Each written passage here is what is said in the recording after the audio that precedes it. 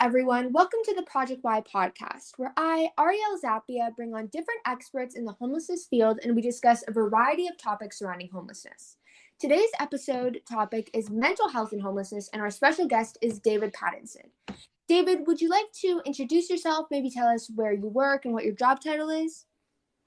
Sure, yeah. So Ariel, thanks for having me join the podcast. So my name is David Paddison. I am a project coordinator for the Connect OC Coalition project with Partners for Wellness. So the organization I work for is Partners for Wellness. We do a range of things around drug and alcohol prevention and mental health support, and Connect OC is one of those projects.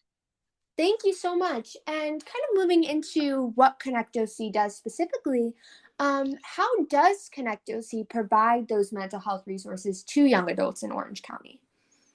Yeah, so Connect OC is contracted through the Orange County Healthcare Agency, Mm-hmm. the Office of Suicide Prevention, to specifically promote existing mental health resources to 16 to 24-year-olds, so youth and young adults here in Orange County. And a big reason for that is there are a lot of resources out there, a lot of resources. And often when people are struggling with mental health issues, including this is similar with homelessness, that one of the biggest difficulties they face is running into a gap of services. So they don't quite fit into one category to receive this service, or they don't quite fit into another category to receive another service.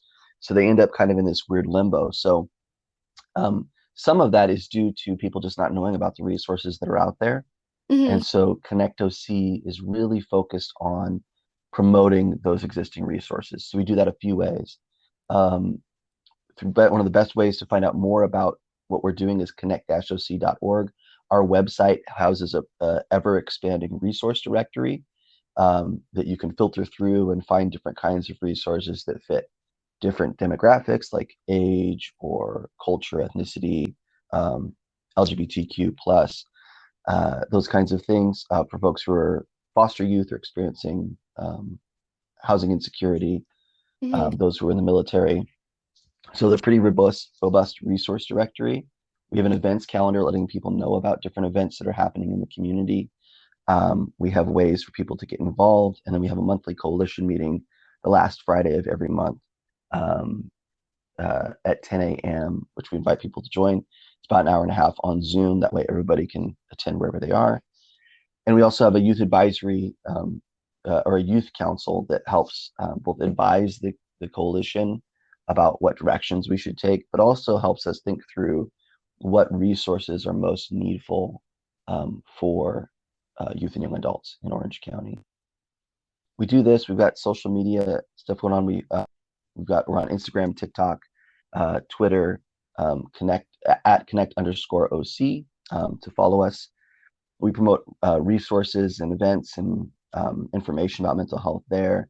And we also do events out in the community. We do resource fairs and other mental health related events. So, yeah. Yeah, that sounds really amazing. And I think that it's so important to be able to just have a place where so many different resources are accessible, because Mm. I know definitely that a lot of people have a hard time, whether they're housing insecure or not, finding all of those resources. And I think that you said it perfectly too when you were saying that they might fit the criteria, some parts of the criteria for one resource, but not for another, and things like that. So I think it's really nice to be able to also have it organized in that way, so they can know exactly what will work best for them. Um, and then kind of moving into our next question of what would you say the importance of aiding our community with this mental health struggles is, whether that's the homeless community or just the community overall? Yeah, I think that's a really good question because it gets down to the foundation, right? It can be so easy to take it for granted that we should be doing these kinds of things, Mm-hmm. but not everybody really sees the value in it. I think this is something that really comes to a head when we think about homelessness. Is your main issue with homelessness that people are unnecessarily suffering, or is your main issue with homelessness that it makes your park look less attractive, Yeah. right? So the question, kind of getting to the question of why is it important of aiding our community with its mental health struggles, gets down to that foundational issue. And I would say it comes down to the question of what is community. right? Yeah. If we all live in a society, I mean, the idea of community implies common unity. It implies that we're all interconnected, right? In various ways. The same Yeah. idea of living in a society, we're all interconnected. So mental health not only impacts the people who are struggling with it, but it impacts the whole community. So the question becomes, do we then find a way to distance ourselves from the people who are struggling? That'll be pretty difficult. It's somewhere around a quarter of adults struggle with some kind of mental health condition. Um, and so the reality is it's everywhere. And mental health, I think we often think of as like this permanent thing, right? You have this mental health condition, and that's just who you are. First off, we think that's who you are, not something you have. Yeah. And then second, it's something we think you have for the rest of your life. And that's not true. The vast majority of us deal with some kind of mental health issue at some point in our lives. And so taking some serious efforts as a community to build up those resources so that whenever somebody needs support, they can get it at whatever level they need it, overall aids the community, aids not only that person, but also make sure that we and our loved ones have the support we need when it comes down to it. I will also say, too, that when we think about what mental health conditions are, mental health conditions are generally a collection of symptoms that have a combined effect of causing distress for the person who's experiencing those symptoms and diminishing their functioning in some way, whether at home, at school, at work, socially, whatever it might be. And those people are in relationship with other people, so their experience impacts others. So it's important that we recognize that a mental health condition doesn't just impact the person who's struggling with it, but it also impacts their loved ones, their family, and the whole community ultimately. Um, and I will add to just a kind of last little comment that Mhm.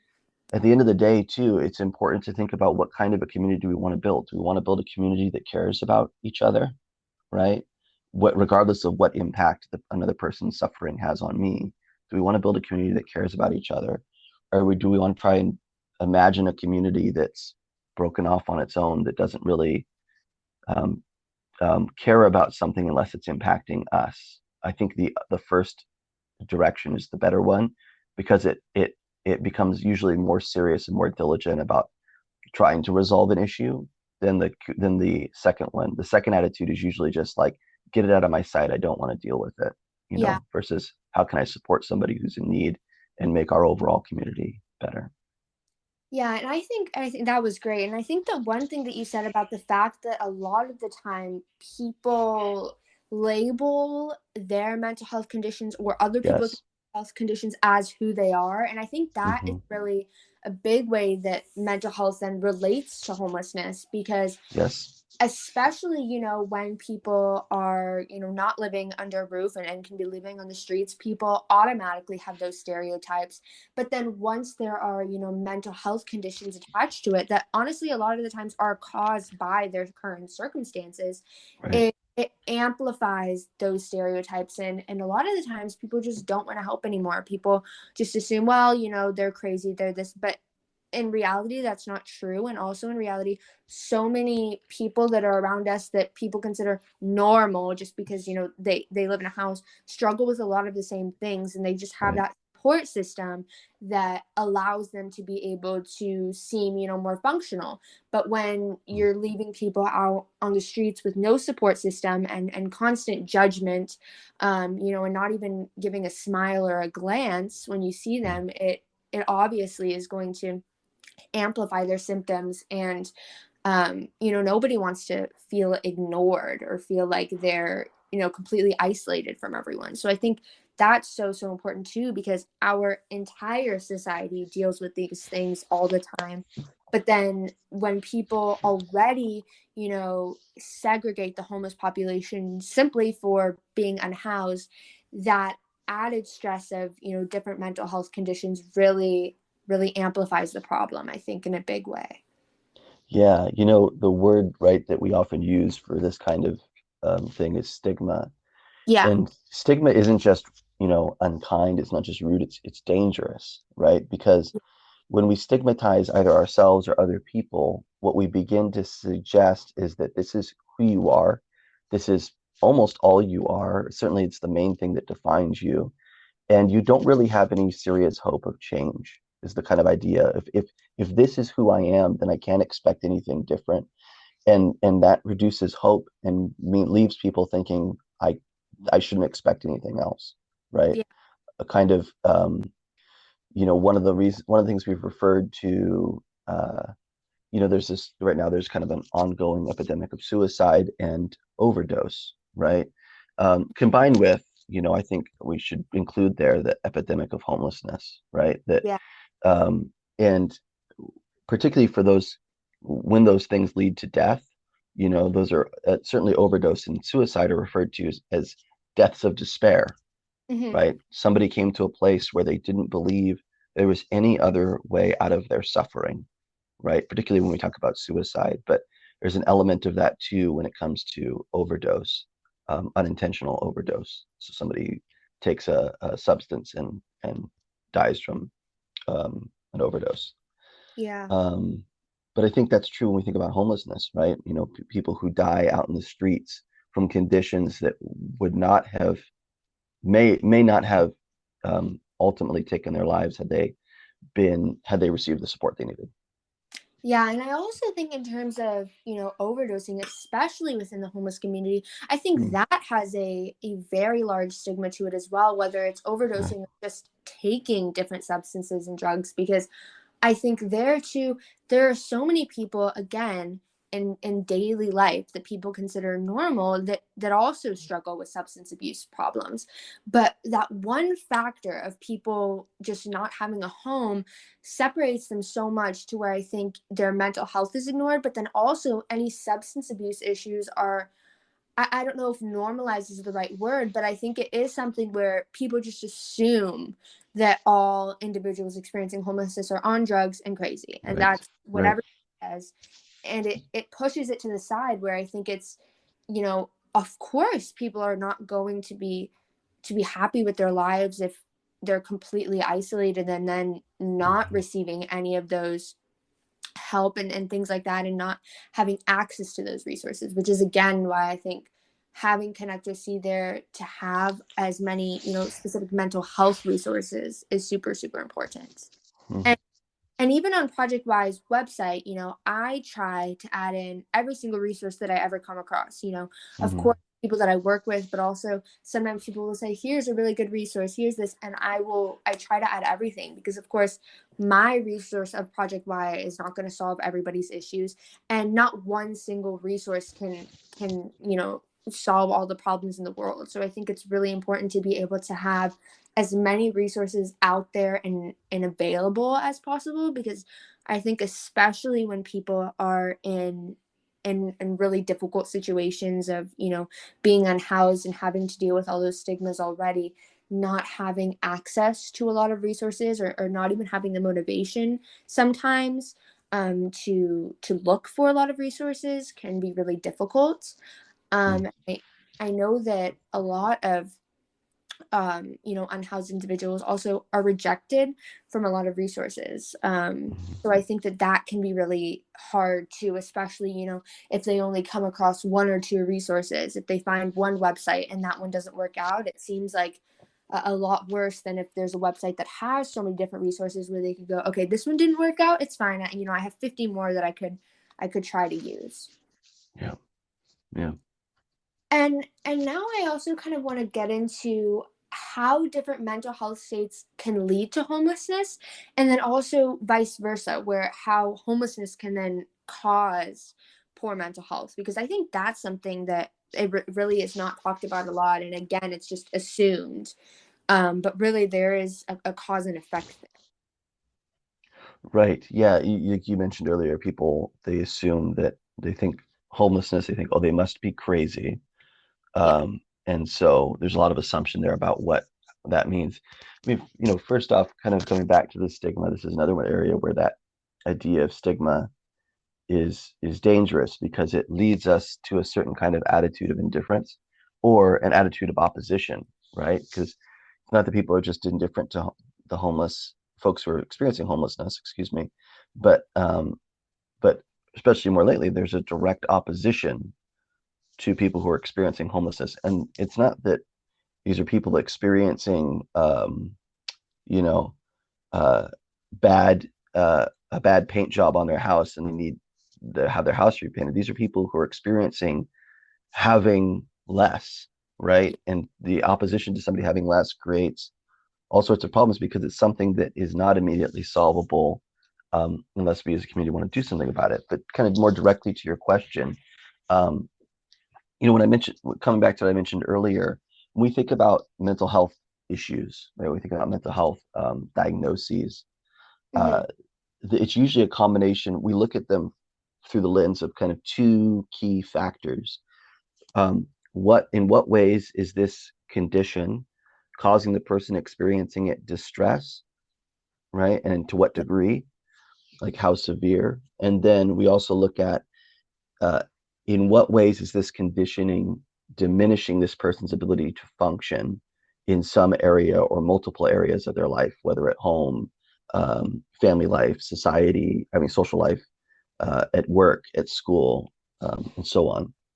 Yeah. And so some conditions are more severe than others. Almost all of them, what I can think of as the major categories of mental health conditions, run on a spectrum from kind of mild to severe, right? Severe anxiety can cause difficulty functioning at work or at home or at school. Severe depression certainly can, right?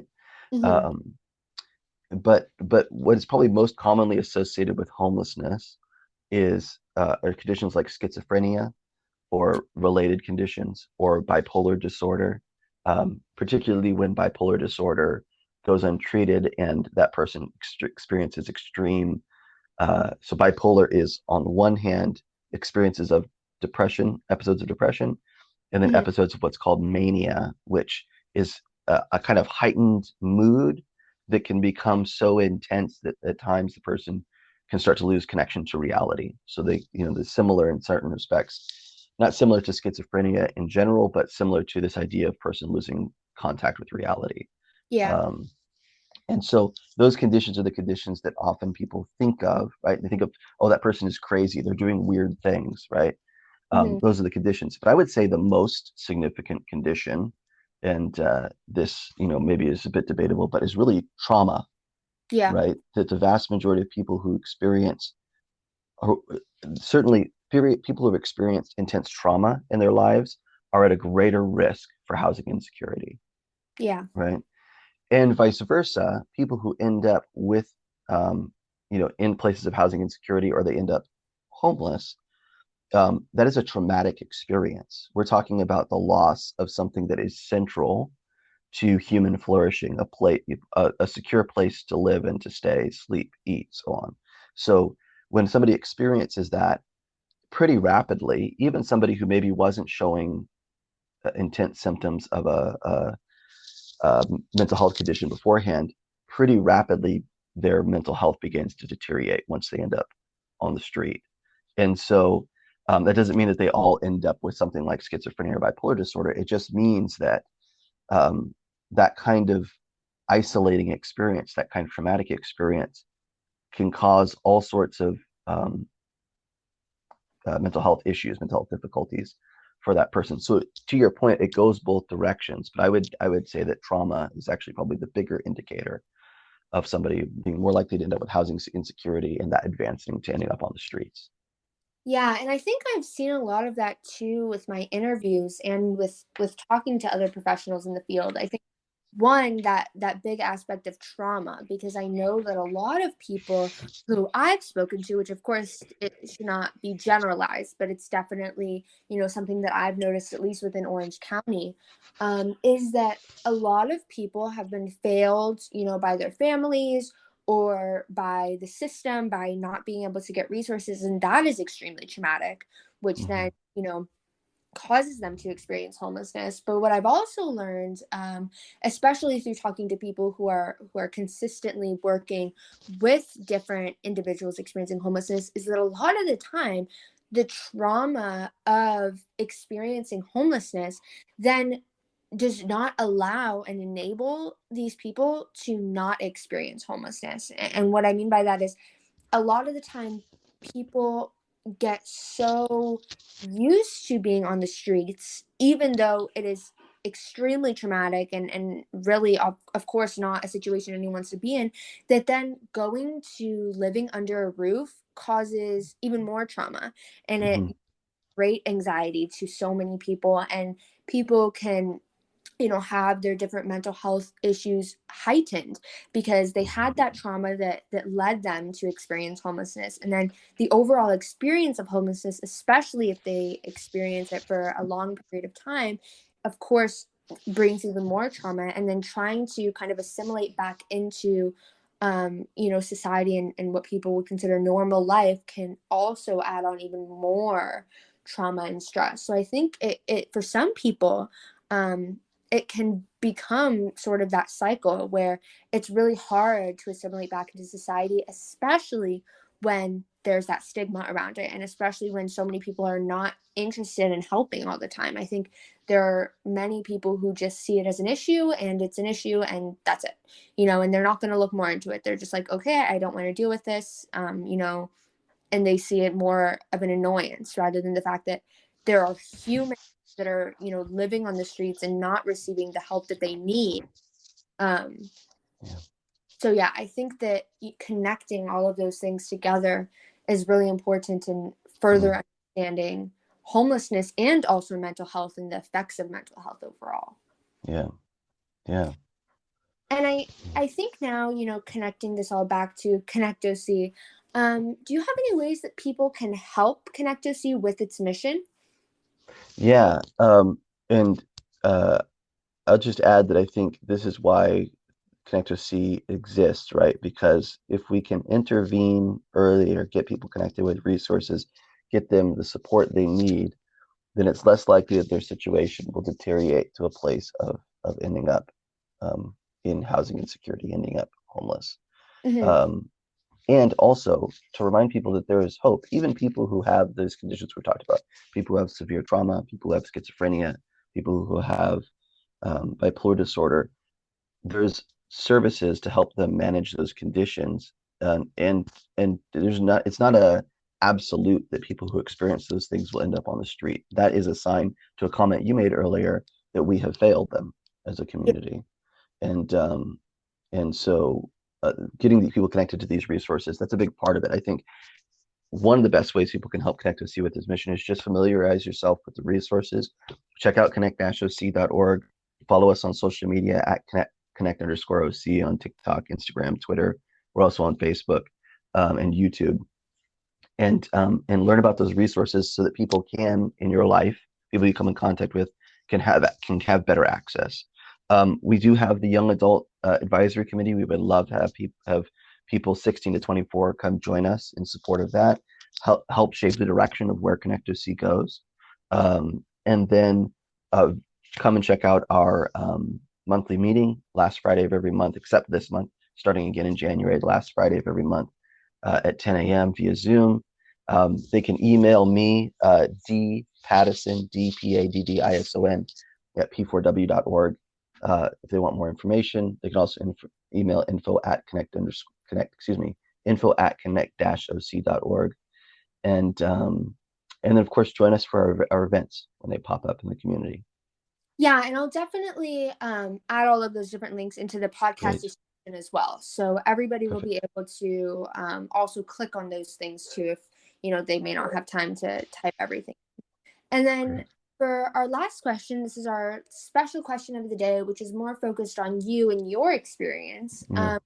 What has been your biggest takeaway from working within the mental health field? Um, that is a really good question. I would say my biggest takeaway at this point is that there's a lot of really good work happening in our community. Hmm. And there's a really lot of good um, one of the most beautiful things that's popped up in the last well, for quite a while now, but it's getting stronger here in Orange County, is the role of peers, people who've experienced mental health difficulties, who've recovered and who are now supporting others who are in the process of recovering from a Hmm. mental health challenge. So there is a lot of witnesses to hope Yeah. out there, right? And that's one of the biggest takeaways I've gotten from working in the mental health field is just this constant reminder that hope is substantial. There's a reason to have hope, and the more work we do as a community to support others who are struggling with mental health difficulties, help support others who are dealing with housing insecurity, we can see this hope realized, and we can see how beautiful um, really our community can become if we're taking care of each other. Yeah, definitely. Thank you so, so much for coming on today. I really appreciate it. I think that this was a great episode, and I hope that, everyone else listening really enjoyed it as well. Thank you. It's really fun. And now, just to end it off, I want to thank you all so much for listening. Of course, if you would like to learn more about Project Y or read personal stories from our unhoused neighbors, feel free to check out Project Y's website, www.projecty.biz. And then, if you are able to, please also donate to allow me to continue recording podcast episodes and posting stories regularly. And then, of course, check out connectoc.org, connect-oc.org to learn more about Connect OC's mission and how you can help. And then again, all of that will be in the description of this podcast episode as well.